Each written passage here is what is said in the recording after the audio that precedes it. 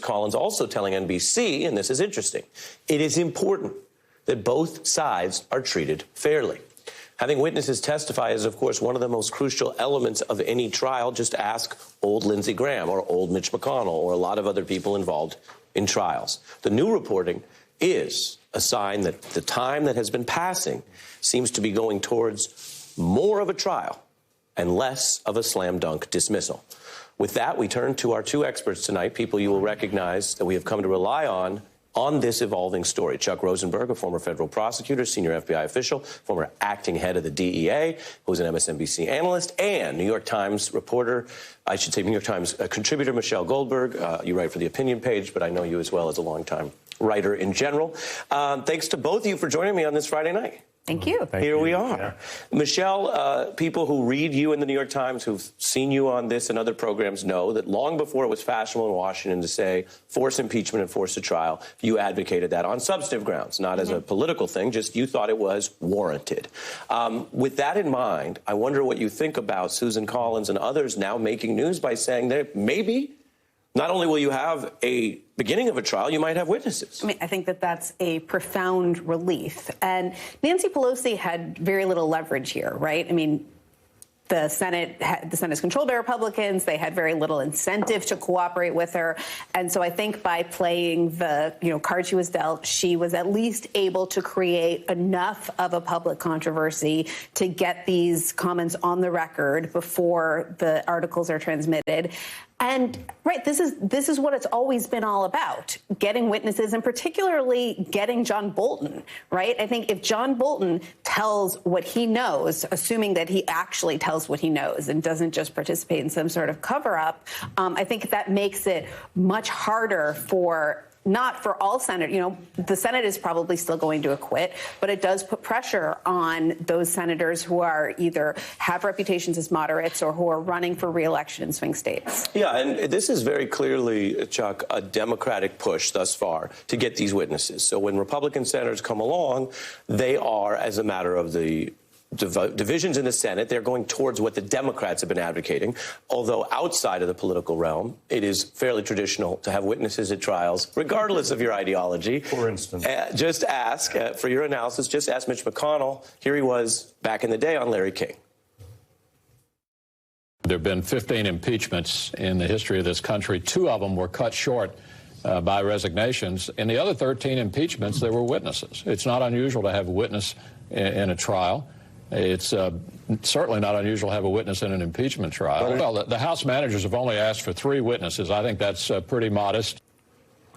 Right. So in trials, we have this thing called evidence, and evidence consists of typically witnesses and documents, and witnesses, we hope, come and tell the truth.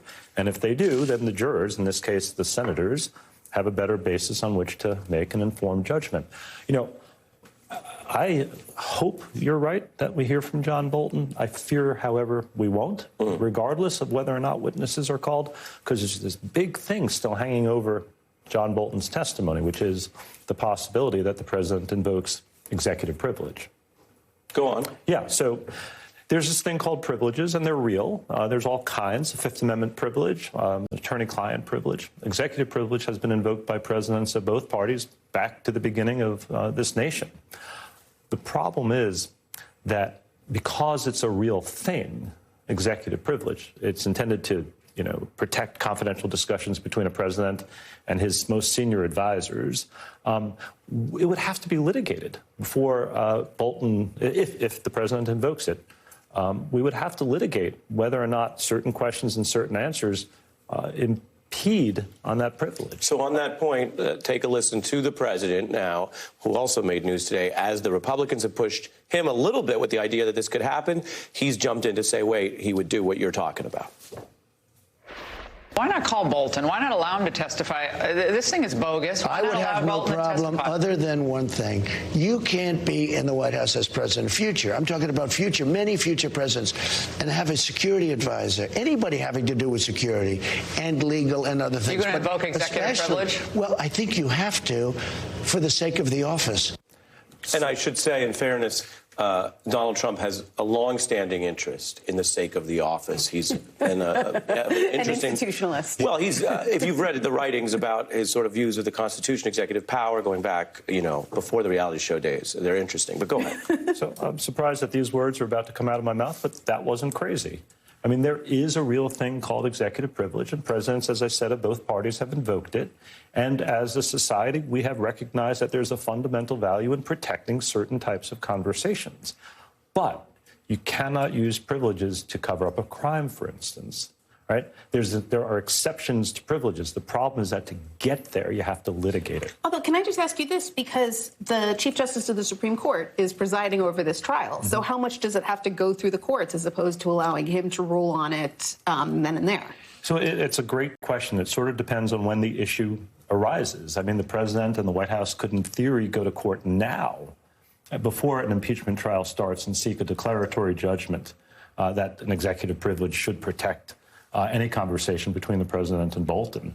So it depends. I know you probably hate that as an answer from a lawyer, but it depends. Do you think you could have a partial amount of information where some of those things are segmented off, but if you ask John Bolton about, for example, the president's public statements demanding this investigation and what light he could shed on that outside of the privilege? That would be a way to do it. So if you know that there's privileged stuff and you believe there's non-privileged stuff, a good prosecutor could craft questions to only elicit the non-privileged stuff. You could try that.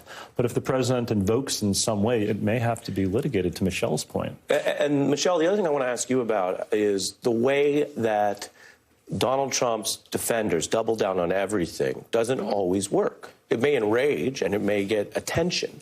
But this is a process whereby whether you lose a few Senate votes can change, as we've discussed, who testified. And so I wonder if you think, just as we saw in Iran, some of that didn't work and Republican senators pushed back.